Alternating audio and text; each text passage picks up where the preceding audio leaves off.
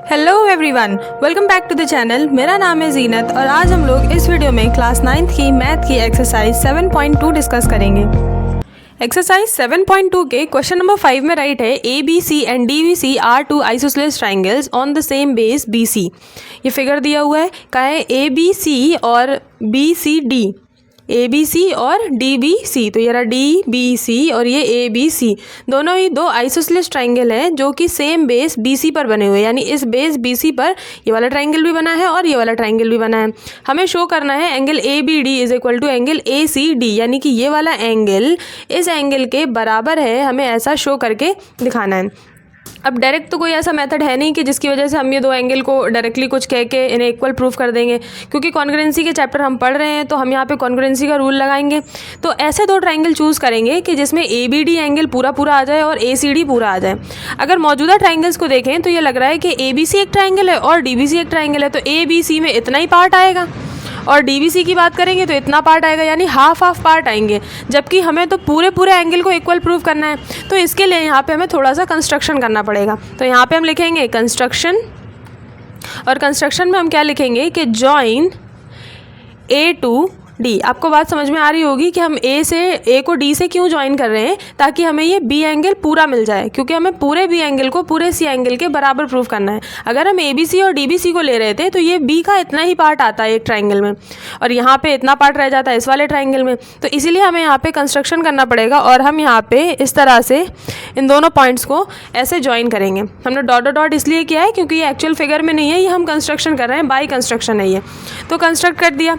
अब इन्हें equal proof करना है तो दो ट्राइंगल हमें समझ आ रही है कि कौन से ट्राइंगल लेंगे। हम ए बी डी को लेंगे क्योंकि उसमें बी पूरा आ रहा है, और हम लेंगे ए सी डी को क्योंकि इसमें सी पूरा आ रहा है। तो यहाँ पे हमने कंसीडर किया, consider triangle A B D and triangle A C D. दोनों को कंसीडर करने के बाद आपको बस यहाँ पे अब तीन चीज़ें बराबर प्रूफ करनी है, यानी लानी है इक्वल तीन चीज़ें, ताकि ये दोनों कॉन्ग्रुएंट हो जाएं, और जब कॉन्ग्रुएंट हो जाएंगे तो कॉरस्पॉन्डिंग पार्ट्स ऑटोमेटिकली इक्वल हो जाएंगे। तो सबसे फर्स्ट जो हमें दिख रहा है वो ये है कि जो ये वाला ए डी जो साइड है ये दोनों ही ट्राइंगल के लिए कॉमन है। ए बी डी में भी ए डी आ रहा है और ए सी डी में भी ए डी साइड आ रही है। तो यहाँ पे लिखा हमने कि A D is equal to D A, और ब्रैकेट में राइट कर दिया कॉमन। ठीक है, नेक्स्ट आगे बढ़े हम।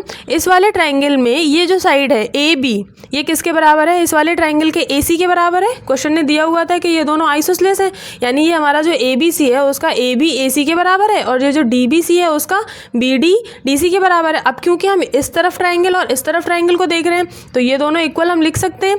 तो यहाँ से हो जाएगा कि A B is equal to A C है, और नीचे आ जाएगा कि B D is equal to D C है। ठीक है, यहाँ पे राइट करेंगे गिवन, क्योंकि क्वेश्चन ने ही बोला था कि दोनों आइसोसेलेस हैं। नीचे भी हम राइट कर देंगे गिवन। ये भी किस वजह से हो रहा है? क्योंकि ट्राइंगल हमारे आइसोसेलेस हैं। अब यहाँ से समझ आ रही है कि तीनों साइड्स हैं, ये तीनों साइड्स हमने इक्वल प्रूफ कर दी। जब तीनों साइड इक्वल प्रूफ कर दी तो यहाँ पे रूल लग जाएगा ट्रिपल एस रूल, और ट्रिपल एस रूल के चलते ये दोनों ट्राइंगल हो जाएंगे कॉन्ग्रुएंट। तो यहाँ पे राइट कर दिया है कि triangle A B D is congruent to triangle A C D. जब ये दोनों ट्राइंगल कॉन्ग्रुएंट हो गए तो इनके कॉरस्पॉन्डिंग जो एंगल है या कॉरस्पॉन्डिंग साइड है वो इक्वल हो जाएंगी। तो कॉरस्पॉन्डिंग एंगल लाना है हमें, तो हमने यहाँ पे राइट कर दिया कि angle A B D is equal to angle A C D. क्यों?